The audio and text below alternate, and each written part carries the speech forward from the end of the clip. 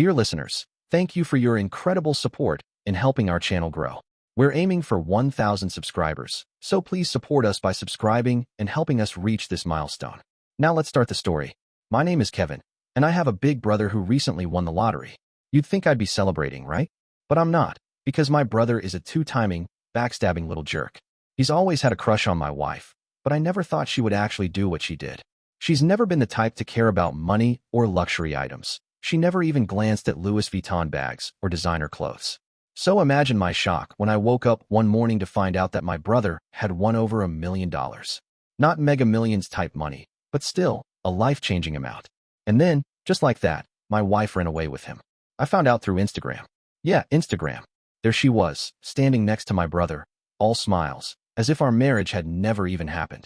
At first, I felt a mix of disbelief and rage. But you know what? There are very few things in life that bring joy to a divorced man, and one of them is getting a message from his ex, full of regret. And let me tell you, the day that message came, I had been waiting for it. She had the nerve to be upset with me for not warning her about my brother's red flags. You knew what kind of person he was, Kevin. You should have told me. She messaged, like it was somehow my responsibility to stop her from making the dumbest decision of her life. I struggled to even feel bad. After what they did to me, why should I? She said in sickness and in health to me, right? But then she ran off the second a better opportunity came along.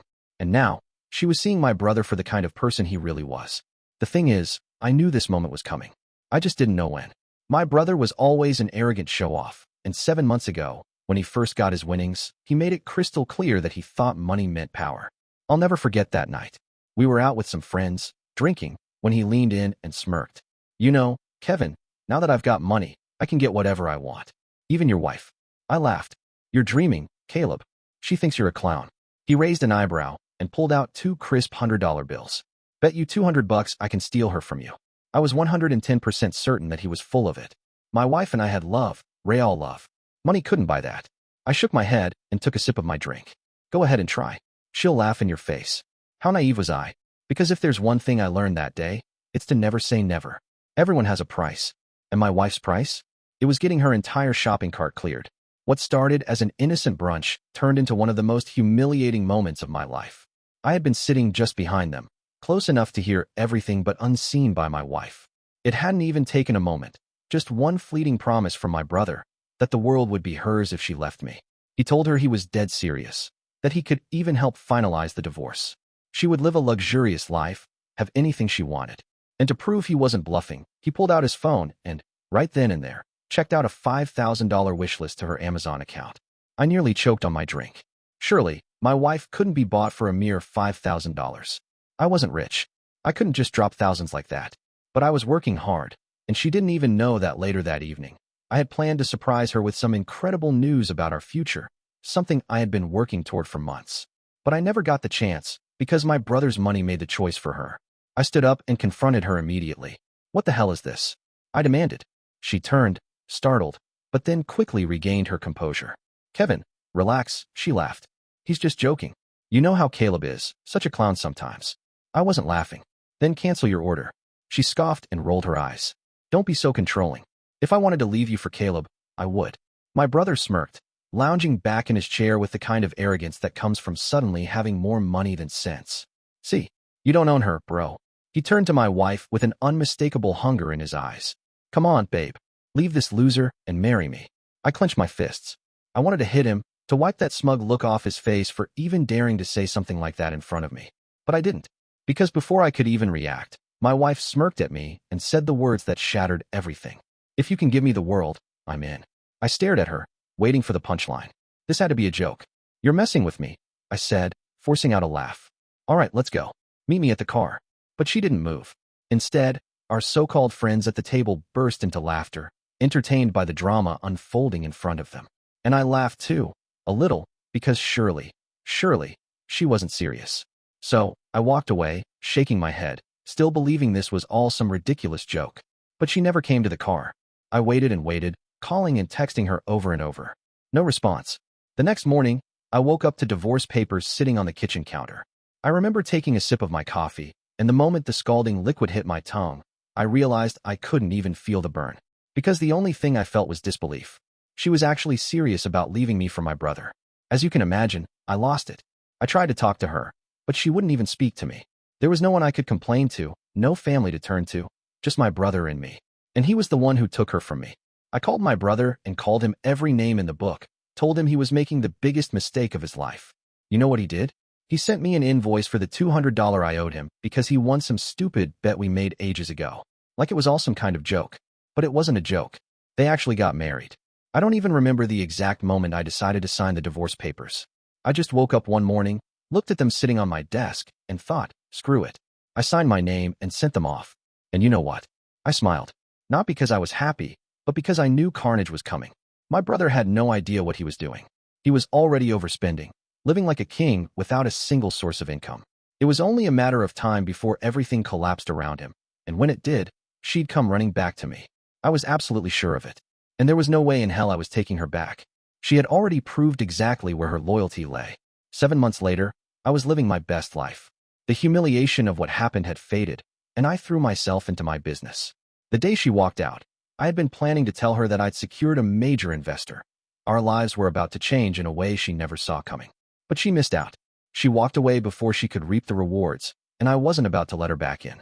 And then, just as I predicted, she showed up in my inbox. Kevin, why didn't you tell me? Why didn't you stop me from making the biggest mistake of my life? I stared at my screen, shaking my head. The audacity. She didn't go into detail, but from what I gathered, things had gone completely sideways. She was trying to leave him, but he was making it hard for her. And she was scared. I had no idea he was this kind of person, she wrote. He masked it so well.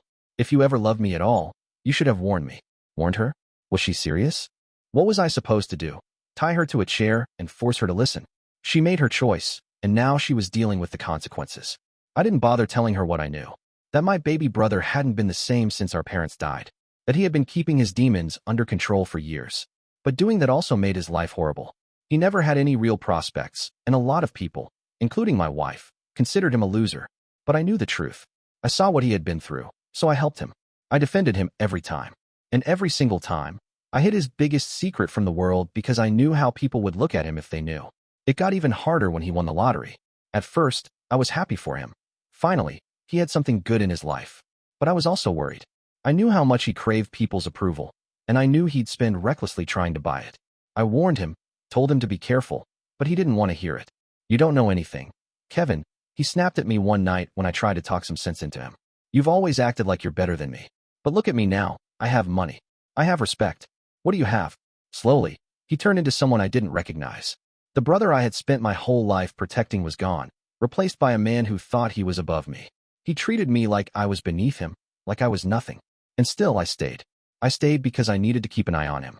I checked in, made sure he was managing his secret, made sure he wasn't spiraling too far out of control. But then, after everything he did, the betrayal, the lies, I gave up. I left him to his own devices, stopped covering for him. And now, the jig is up. My ex-wife knows his secret. I don't know if she's told anyone yet. I don't know if I should try to stop her or just let him crash and burn. Deep down, I feel bad. He's still my brother, and what happened to him after our parents passed wasn't his fault. But does that mean he deserves to be treated as less than? I don't know. He's been a complete jerk, but at the end of the day, he's still family. What would you do? I have no idea how I got dragged into this mess between my brother and his wife, but here I am. And apparently, a lot of people want the tea. It's been 2 weeks since my ex reached out to me, and things have taken an interesting turn. Guess who showed up at my house yesterday? I don't even know how she found out where I lived. I moved a month ago, bought myself a new house. My business, the same one she always said was a bad idea, actually took off. I was able to quit my job and run my company full-time. Now I'm making serious money, enough to afford my own home. I haven't been loud about my success, but I guess rumors travel. She showed up at my gate, and she refused to leave without speaking to me. She stood there in the heat for hours. I don't know if it was stubbornness or desperation, but she wouldn't go. And, of course, my stupid soft heart caved. I let her in. She had a lot to say, but here's the summary. Kevin, I'm so sorry for leaving you. I realize now that you were the love of my life. I didn't say anything. I just stared at her, arms crossed, waiting for her to continue. We had so many issues in our marriage, she went on, and that fight at brunch, it just escalated. I wasn't thinking straight. I was high on adrenaline, and I spent the night with your brother, and after that, I felt like I had already ruined things with you. So I just went through with it. I divorced you, even though I felt bad about it. She sighed, rubbing her hands together like she was trying to warm them up. I told myself that at least I'd be well taken care of. But marriage with your brother was not all the sunshine and roses I expected. He was sweet one moment and insufferable the next. That's what Sally said, over and over, trying to make sense of everything. She did her best to make him happy, but there were things about Caleb she didn't know. Things I had spent my life protecting him from. One day, he had an outburst so terrifying that it left her shaken. It was a side of him he had kept hidden from everyone. But I knew. I had always known. Kevin, it was like he was someone else. I don't even know how to explain it, she whispered, rubbing her temples as if trying to push the memory away. One minute, he was fine. The next, he wasn't Caleb anymore. And when he finally came back to himself, he didn't remember anything. I sighed, running a hand through my hair. I know, Sally. That wasn't Caleb. That was Charlie. Her eyes widened. Charlie? Yeah, I nodded. It's what I call his other personality. He's had dissociative identity disorder since he was 17. That's when our parents died.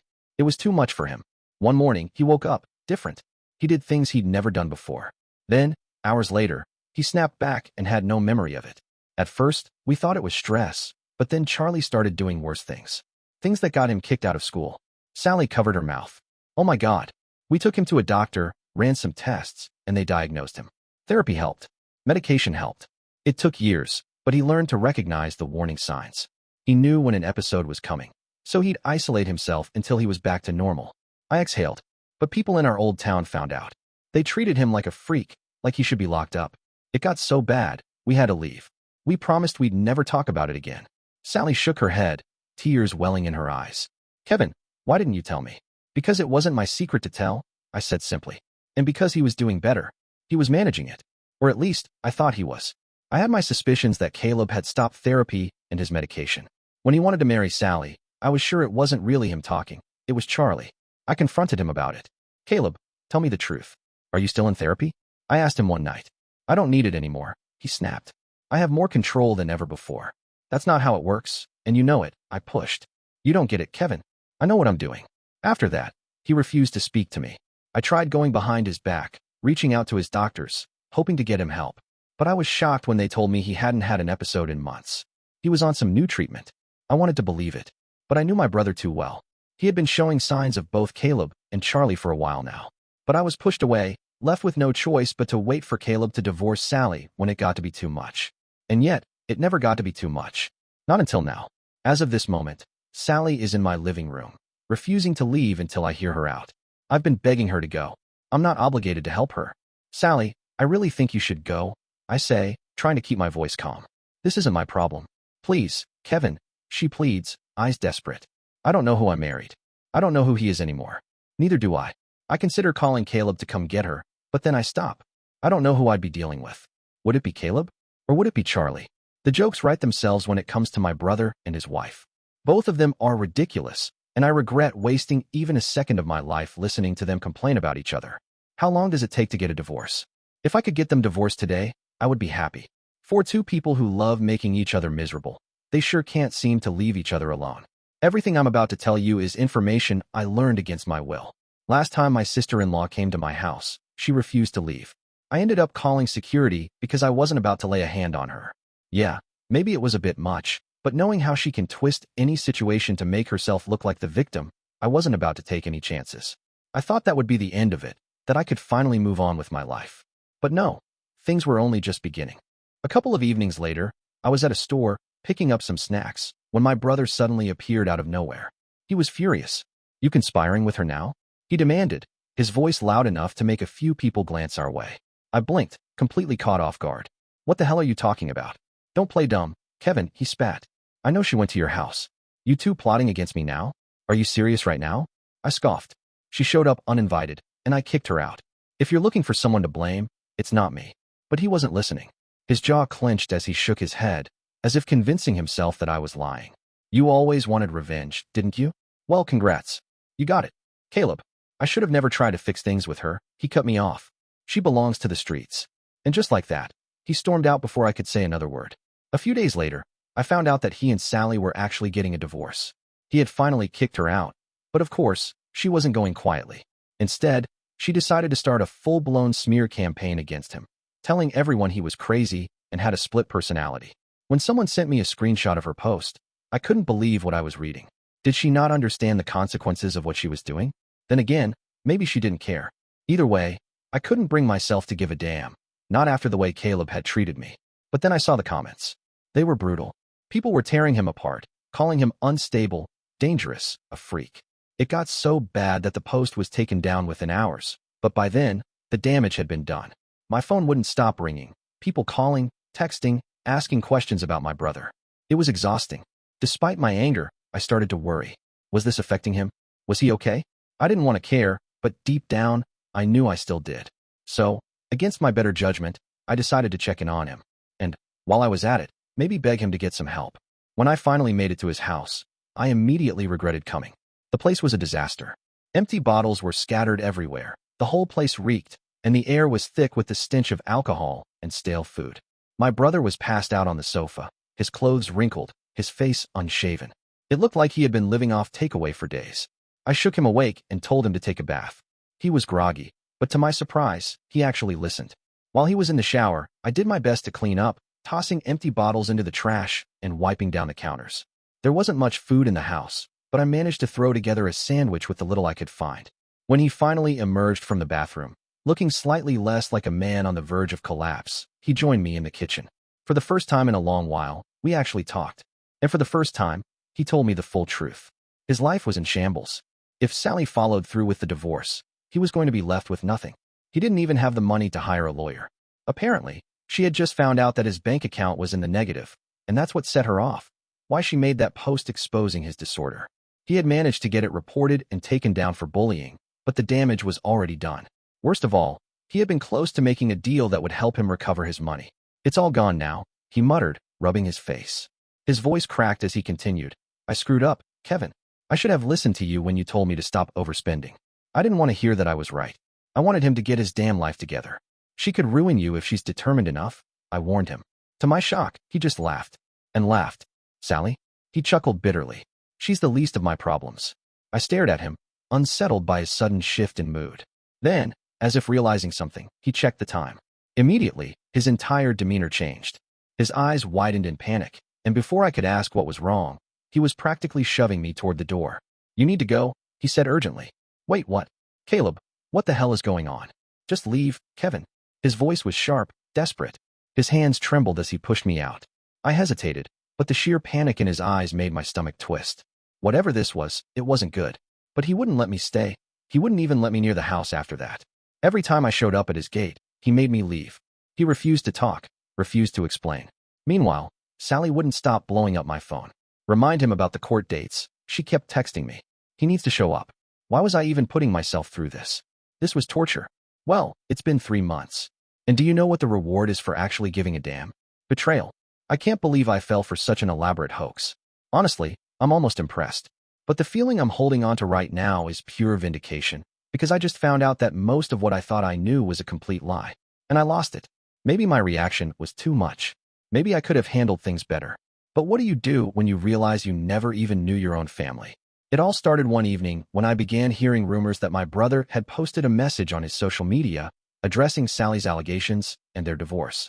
He had posted it as a story, so by the time I went to check, it was already gone. But someone had saved it. In the message, he said that Sally was misguided. That he did not, in fact, have a split personality disorder. That he had been fine for years and even had reports to prove it. It had to be a joke. Why? How? He had spent years convincing everyone he had this disorder. His life would have been so much easier if he hadn't needed to go through all that treatment. No, he had to be lying now, to save face. He must have been trying to make sure people wouldn't treat him differently. Fuming, I sent him the story and demanded an explanation. His response? It floored me. The episode stopped when I was 19, he admitted. But I kept them up because it meant you would give me attention. It also meant you understood when I was a low performer at school and essentially a loser. When I read his message, I felt nothing but anger. He had resented me all along. Resented the fact that I had my life together, a beautiful wife, and stability. When he won the lottery, he saw it as his chance to take something from me, to humiliate me the way he had always secretly wanted. So, right there at brunch, he proposed to Sally, my own wife. And when she agreed to leave me for him, he felt on top of the world. For once, I was the laughingstock. For once, I was the one who lost. But it was all just to feed his ego, and in the end, it backfired spectacularly. He went into debt, blowing through his winnings like money would never run out. When he started lashing out at Sally, She saw through his excuses. He tried blaming his supposed split personality disorder to get sympathy. But surprise, surprise, she had no pity left for him. She wanted out. And now, with his assets about to be seized and auctioned off, he was scrambling. I blocked him after reading that message. I was done being played for a fool. I had spent years being kind, being understanding, and where had that gotten me? Nowhere. I had been humiliated, deceived, and used. So, if kindness got me nowhere, maybe it was time to teach a lesson. First, I started checking in on Sally, pretending to be concerned, getting updates on their divorce. She was panicking because they had married in a community of property, meaning she was now responsible for his mountain of debt. Poor thing.